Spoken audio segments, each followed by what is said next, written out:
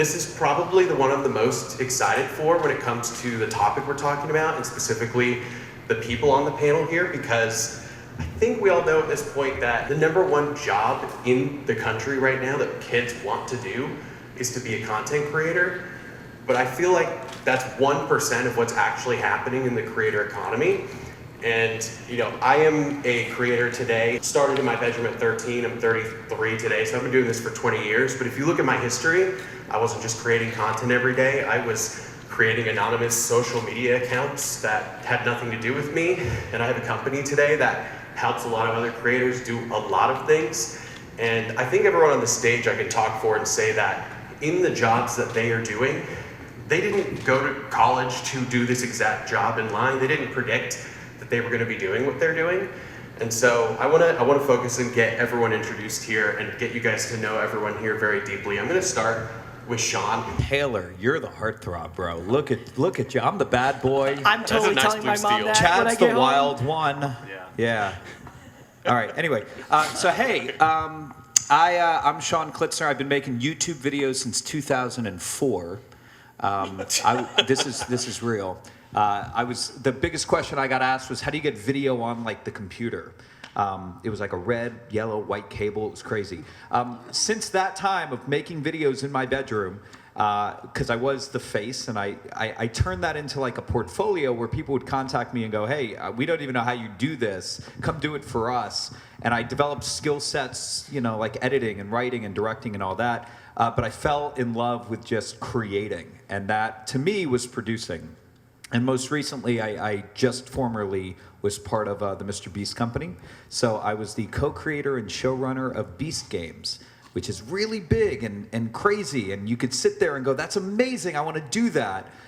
We can talk about that if you want later. You can find me. I'll be at 207 doing hosting over there all day. But really, I want to focus on how did I go from making videos in my bedroom? What was like the next step? Because nobody here is going to leave here and go create a TV show, right? You're going to leave here and go, well, what's the baby step to that?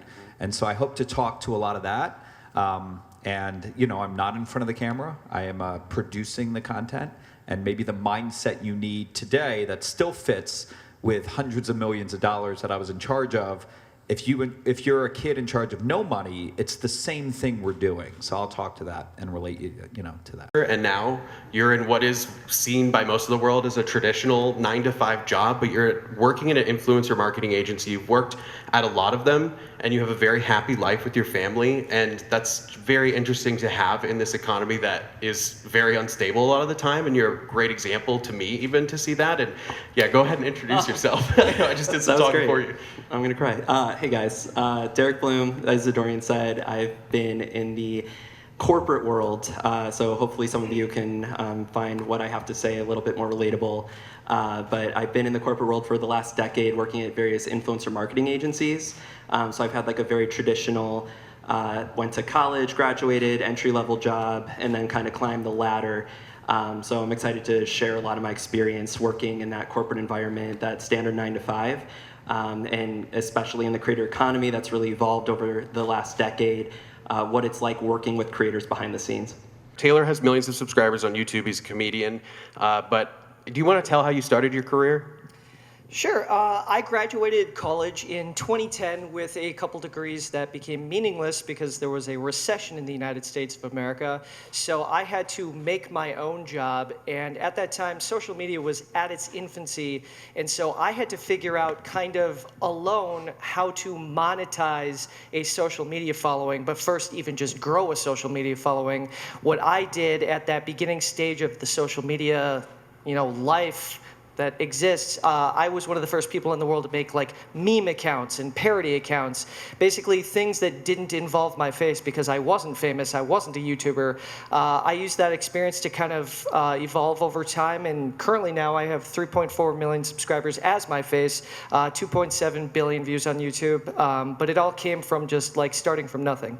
Professor Snape on Twitter that he wanted to meet me and that we were talking, and that's how I met Taylor. He was running the Professor Snape meme Twitter account. We knew each other back in the day, we were both we both made parody music videos and all sorts of things from the beginning of the YouTube world.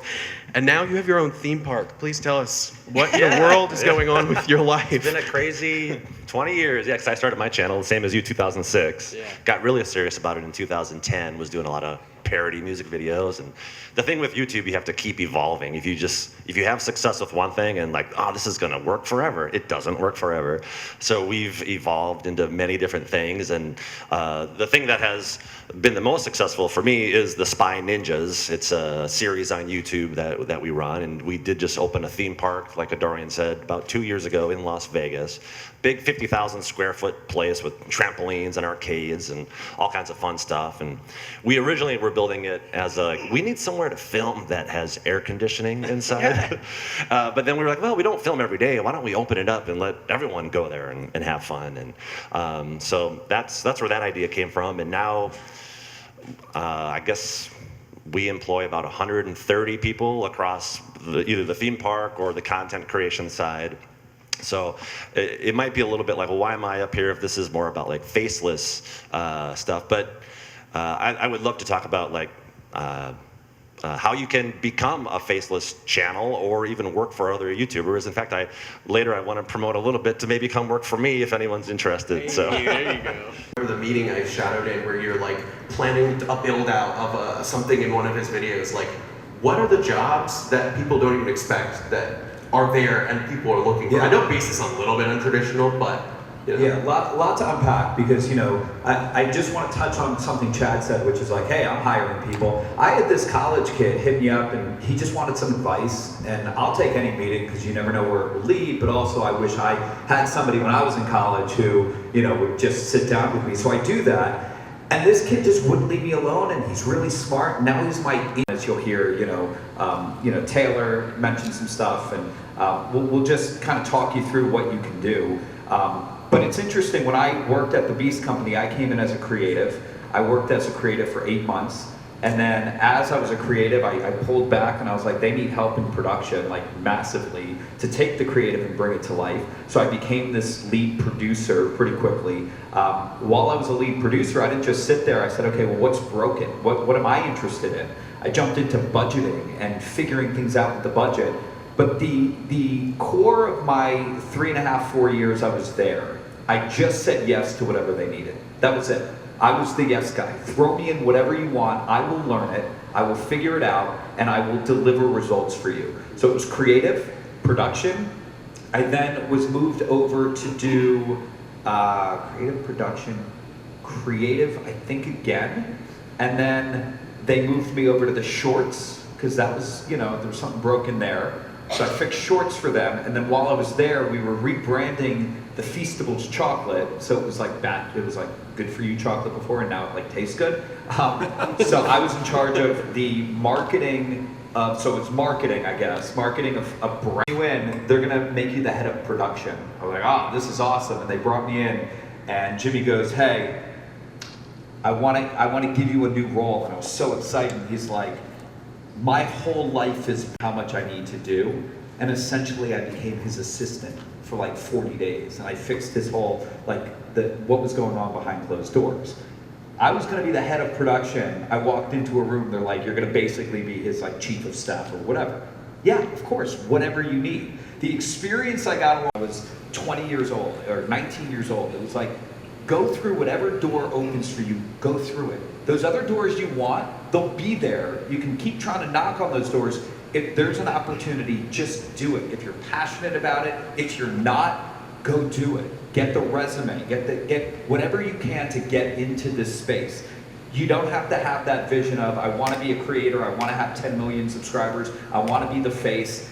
Go learn everything you have to do to get to that point. That's it. Yeah, that was great.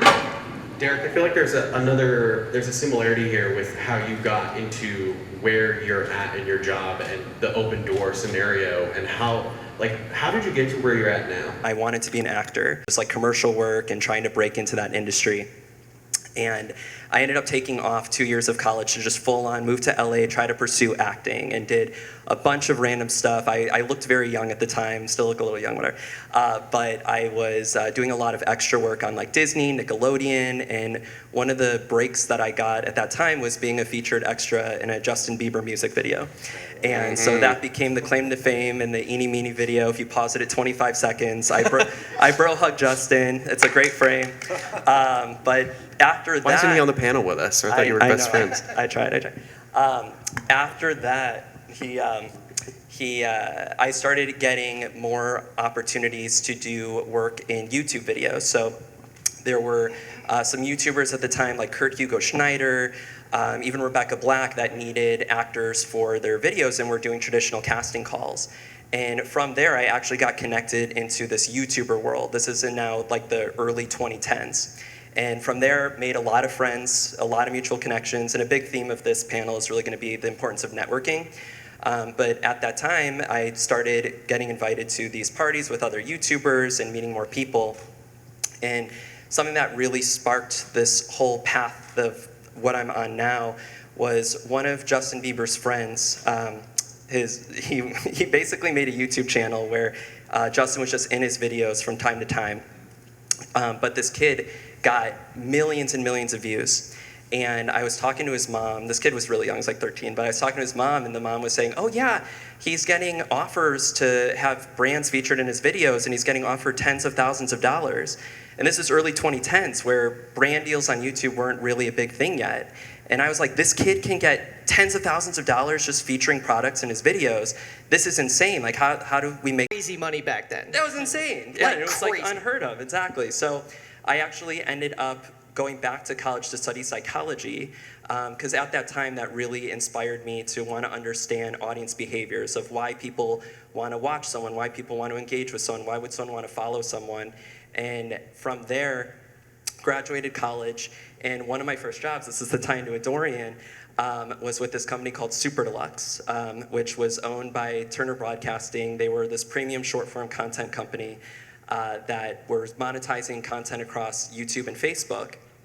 And Adorian had recommended me, and that got my foot into the door as this entry-level job, and it was really just doing, metadata for like Facebook and YouTube. But that early experience helped build into this world of digital media, and then eventually influencer marketing became more and more of a thing.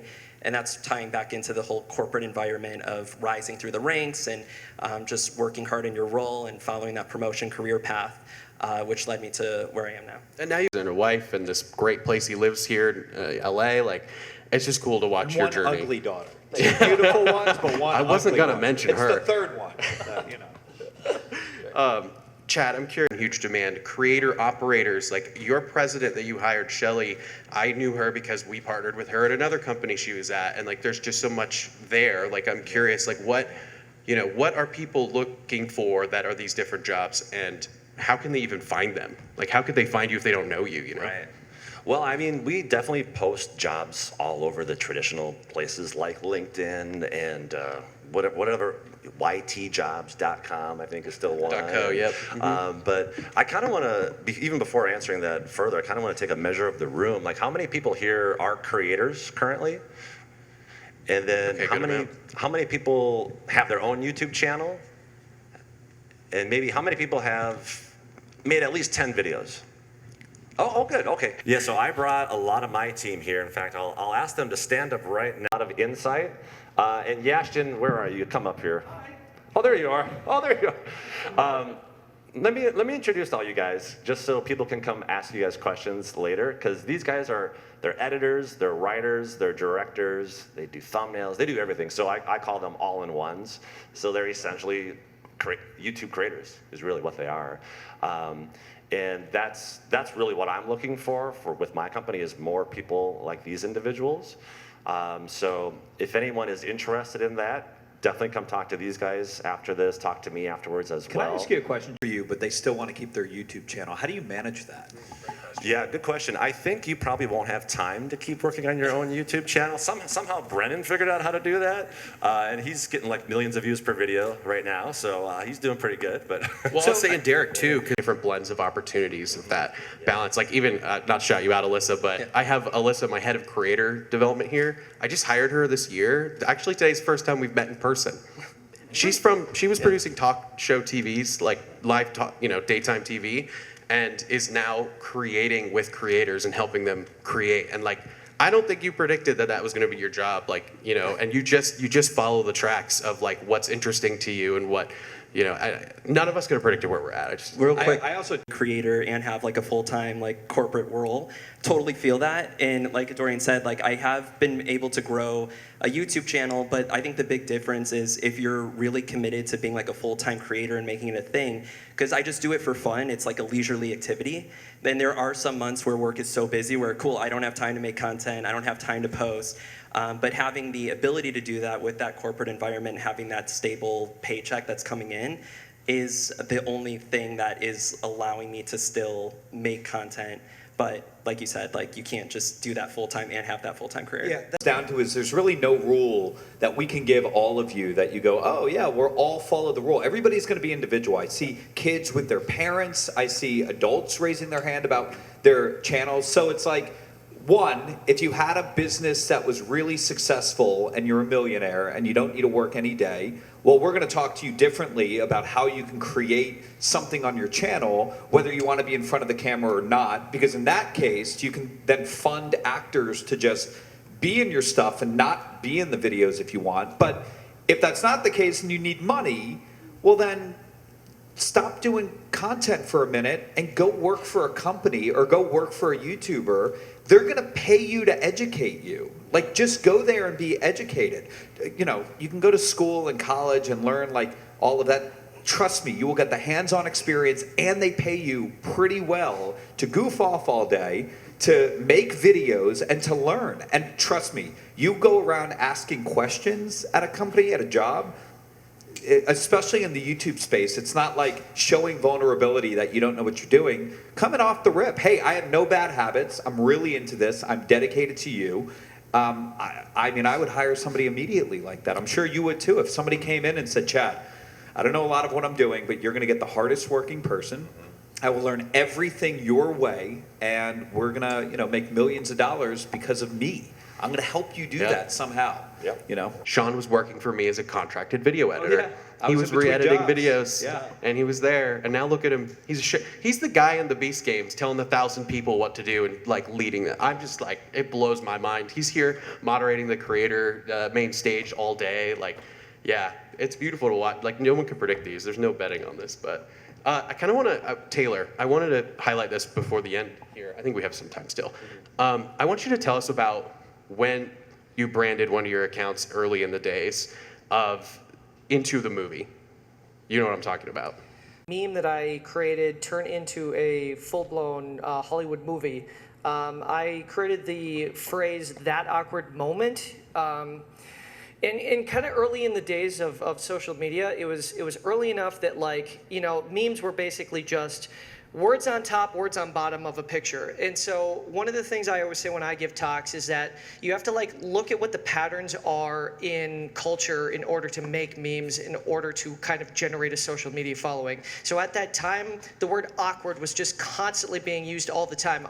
Also words like epic and just very of the time words. And so what I did is I found the socially awkward penguin, and then I called it That Awkward Moment, and it expanded just beyond my control and developed into a cultural icon enough that a movie rebranded its name to That Awkward Moment, and it was a really cool experience. And then literally gave the account to them for a certain amount of time, for a certain amount of large amount of money, and Yeah, but the base mechanic of what you just said was there was a time that the word awkward was trending, so therefore you took that and then did something with it, and then it blew up. That literally can apply to today with a new word, like if you are the first person to 6'7" or whatever, I mean, that thing will just, right now, be on standby, learn how to make a meme, get a ton of pictures, have them on standby, wait for the right next annoying word that's in my household, and then make a meme and be the first person to get it out there, like instantly. Make 100 of them and just start like spamming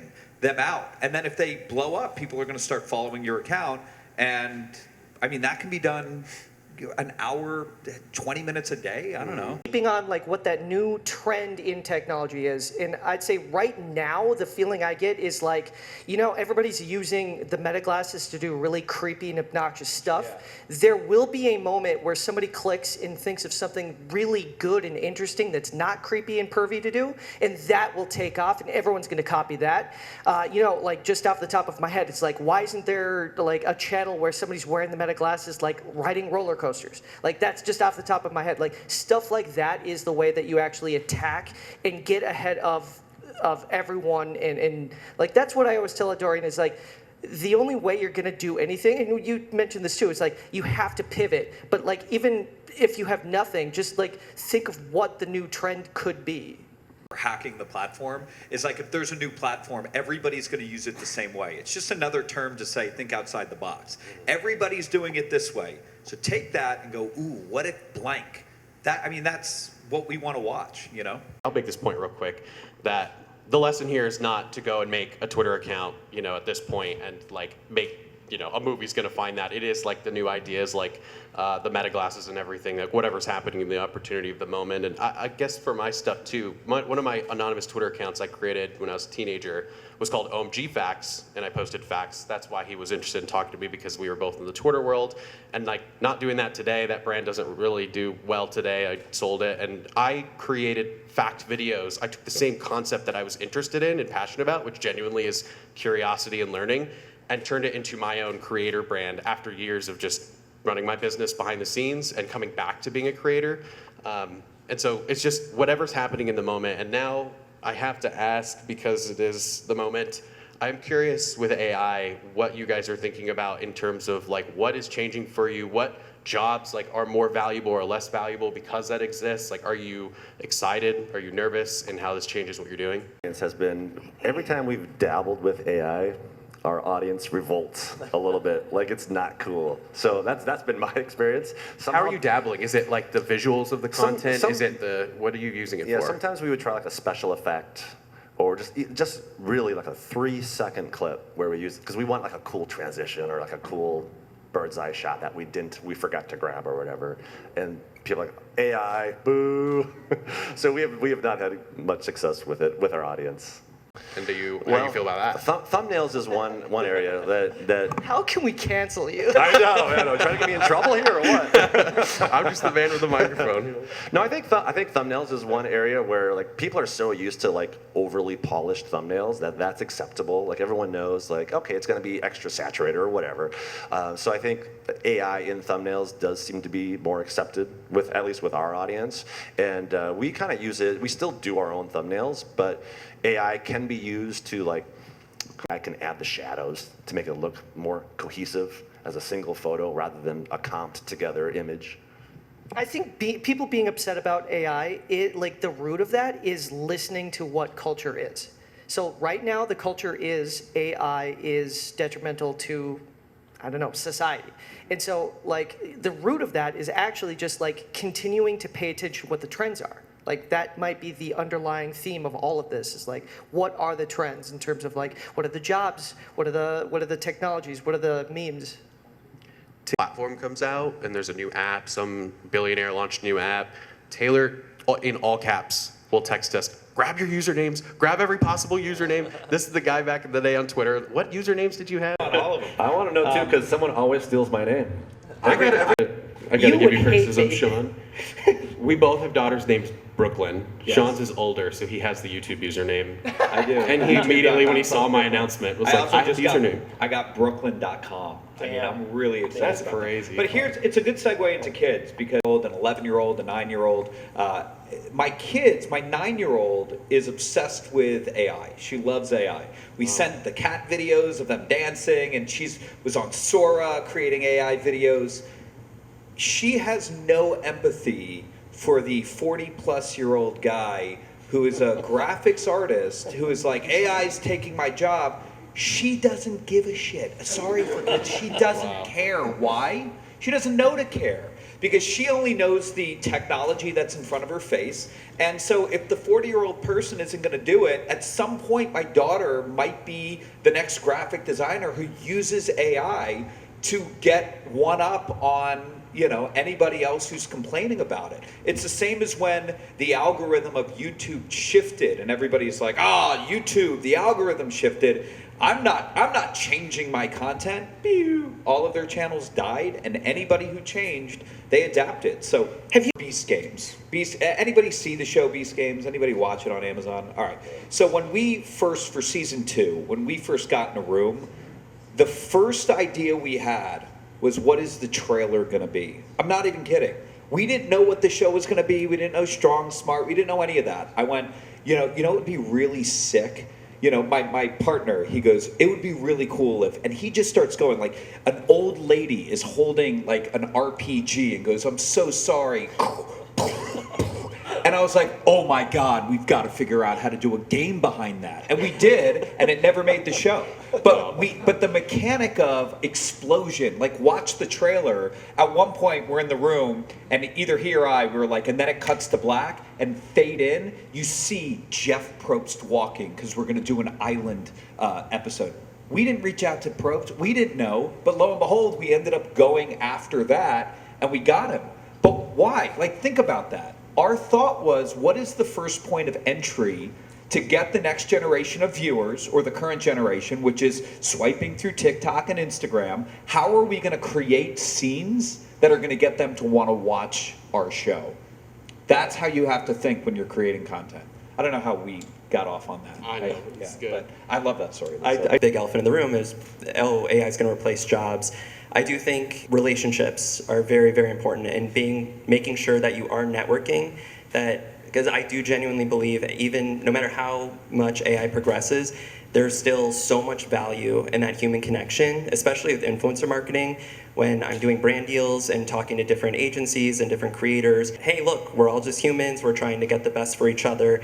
And especially as you work with people more and more and more, you build more and more of that connection. So just make sure that you remember that there is so much value there. I will leave this to all of you, this question. I'm curious, with everything you know now, what are the things, or maybe the one thing you would focus on if your whole career, you started from scratch now, and you're thinking how, you know, maybe you want to be a creator and you're not doing it full time, or you just want to enter the space in general. Like, what are you focusing on in order to, I think, you know, relationships and networking is definitely a good answer to that, but just I want to add, you know, what is it you're focusing on that's actually productive for you and gets, you know, a fulfilling, stable life for you? So really quick, to understand the same question. Yeah. The question is, we wake up 20 years ago, but it's present. We want to start right now. Yeah. What do we do? Yeah.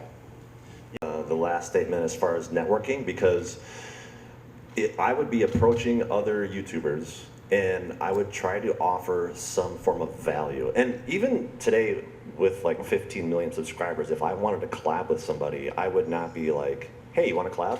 I would try to figure out, how can I bring this person value before I think about bringing value to myself, you know? So I think if you take that approach with other individuals and maybe with other companies you want to work for, I think that's a good start in networking. To that, which is skill set. I would literally dive into skill set, which now piggybacks off of that, of me being able to approach you and go, I've got this skill set. I would focus on the things I'm interested in, editing. I mean, this is what I did 20 years ago, but it was like editing, just writing, watching a ton of content. You can tell your parents, like, hey, I'm researching, but really do it. Don't just watch to be entertained, watch and study it. Become obsessed with it, you know? That's what I would do. Skills are low to begin with if you're obsessed with it. I know people like myself will still be interested in hiring you because you show the passion. If you have the passion, we know you can get there skills-wise. Saying in terms of like obsessively studying the videos, you really need to, and you can just look up YouTube videos to see what are content creators really caring about. So when you have a favorite creator, right, just know behind the scenes that creator is obsessively looking at their insights, at their watch time, swipe through rates, looking and seeing like, okay, what's working in my content, what's not working in my content. Being able to have that skill set of understanding of what works in a YouTube video or a TikTok or an Instagram versus what doesn't work. That's what a lot of these companies are really looking for when they're hiring, even at entry-level jobs.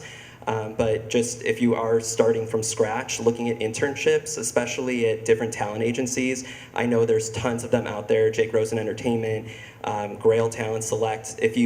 This is a little secret, but if you have a favorite creator, oftentimes if you go to their Instagram and look at their bio, they'll have their manager's email address on there.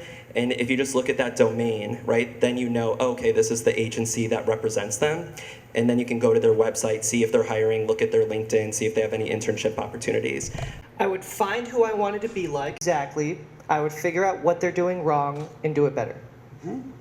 That's great. These are amazing answers, to be honest. I'm thinking about, like, Caleb Hammer, for example, went to another creator. He wanted to work for free. They didn't, I don't think, ended up working out, but he learned how to be a creator, and now he is a president who's in the other room right now speaking on a panel. Like, you don't even predict that when you're wanting to just work for the creator in the beginning, and it's, yeah, you just never know. You just look at the road in front of you and you only see that, and eventually if you just follow those things, you'll get to where you want to go. By the way, I copied first on TikTok. Yeah. What did you, we were making fact videos, you made facts. And then you were like, do your own thing, and I did my own thing. And like TikTok was crazy. This is 2021, and we got a lot of followers. I got 1 million. I don't remember how much you got. We both got a lot of followers in It a was month. early days of TikTok. Going viral meant gaining millions of followers. It did, yeah. I think it was, yeah, I got 1 million followers in 45 days, and I would not tell you to go do that today. It's just different. Like, you can't do that anymore unless you're like the one of a kind. But yeah, I mean, me 10 years ago would never have predicted that I would have done that. Takes the first step. They start creating. They start getting feedback. I heard somebody yesterday, they were on a panel and they go, you know how people say don't listen to the haters? Listen to the haters. And it's the first time I heard that, and I was like, I love that. Like, it's because haters is such a bad word, but it's like, look, the comments that say you're a worthless piece of garbage, stop creating content, don't listen to that. But if somebody's like, hey, that was cringe, and then another person's like, that was cringe, don't take it personally. But like, that happens everywhere in our life. So have a little bit of thicker skin. It's not like look in the comments, but if you're working for Chad and they come in and go, hey, like this isn't that great, here's how we're gonna make it better. Don't go off the deep end and go, that's why if you go in, the first opportunity you have to make money or do anything or get a job somewhere, just think of it as like, I'm getting educated right now. Everywhere you're at, try to educate yourself as much as possible. From a traditional production pipeline, I've been working for like the last 10 years in virtual production. I've worked mostly with studios. Derek, I probably worked on that Disney Justin Bieber video you were in. Amazing. I used to do music videos for them all the time. So what I'm seeing is a big decline in traditional production right now in the entertainment industry. Yeah. But I'm seeing booming, like vertical dramas, POV stuff, and I'm trying to figure out how to bring those people into. I work with a few different studios in the Los Angeles area doing, like, we do virtual production on on the stages, LED screen, XR camera tracking stuff. Trying to figure out how to bring those people into our studios. Any advice? And now you want that to be more focused in digital, and who exactly are you trying to get in there? Yeah, I think maybe there's an opportunity. I don't know if there's an opportunity to communicate with the actual vertical dramas and the companies you see, and just look and see who you can talk to. But I know in the work we're doing at my company, there's a lot of people from traditional that are actually trying to do digital and they have like the branding, they have the ability to, they have everything already because they run reality TV or whatever, but they just don't have the digital side of it. And so there's just like, you could help them in so many ways. You could be one person that's like a do-it-all type person you just said, and come in and find that. And I don't, you guys have a thought on like how you would approach like finding the people who actually need the studio? Like, you look at me and you're like, hey, this guy like literally did the biggest productions in the world. I view myself as I'm starting from scratch. I'm a startup right now. I walk into a room, yes, I can get in the room because of my experience and because of what I've done, and I can show something just like you, hey, this is what we've done, but now I've got to be like, I'm at discount right now because I've got to prove myself again, and you're in that place too, because you can't just go, we can do that. They're going to go to I've got friends who are in vertical dramas. That's all they do. So they're not going to come to you, they're going to go to them. So you have to somehow do a vertical drama, cut your costs, like you're almost in, I mean, this is how I would do it. It's like, oh, I am doing it. It's like I'm in sacrifice mode. I need to prove myself so that I can build my portfolio in all these other genres or with these other companies. And I'm kind of going the opposite direction. I'm crazy, so I go into the fire. So I'm like, oh, traditional. They are trying to get into digital. Let me try to get into traditional and evolve that space, which they're not interested in. Man, it sucks. It's a challenge, but that's just me, and I love that. So, but it is starting from scratch and sacrificing a lot of what I normally would do. I don't charge as much. Like, it's like whatever I can do, I'll do it for free to prove myself so that I can build that portfolio and then, expand from there. That would be my suggestion of like, almost like when you approach these companies, be like, we're going to cut the costs. And here's why. And you tell them, because they're going to be like, sketchy. I'm not going to go with them. Here's why. I need that for my portfolio. That's understandable to people. People will go, oh, we got this like great deal. I don't know, just a thought. To the value of agencies and management and the representation side, just that, in traditional film and television, there are a lot of barriers to entry with casting directors and getting through creative executives, but if people are able to, post on their own and do their own thing, and maybe manage their own opportunities, can you speak to that a bit? As you grow as a creator, right, managing your own deals, it takes a lot of time, right? There's so much that goes into it in terms of negotiations. Having an agency or manager handle that for you, they are not only are able to often help you get more deals just because they are on the email list for a lot of the influencer agencies that are reaching out about brand deals, but they also understand, as the industry evolves, things like usage rates, right? Exclusivity, there's so many factors. The legal agreements are such a huge part. Every single legal agreement gets redlined to bits, it's insane. But I would say off the top of my head, those are the main things. I don't know if you guys have anything else.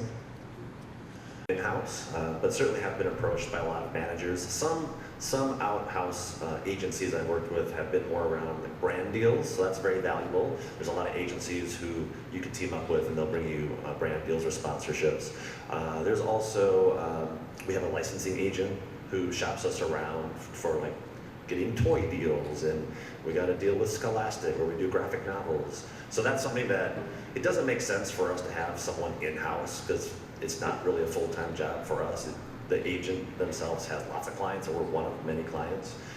So if you are a creator yourself, I would kind of recommend, as far as a personal manager, I would avoid it as long as possible until you really feel like, oh man, there's so much stuff I want to do, but I'm just too busy creating content, I can't do it. Only then would I look at getting a manager.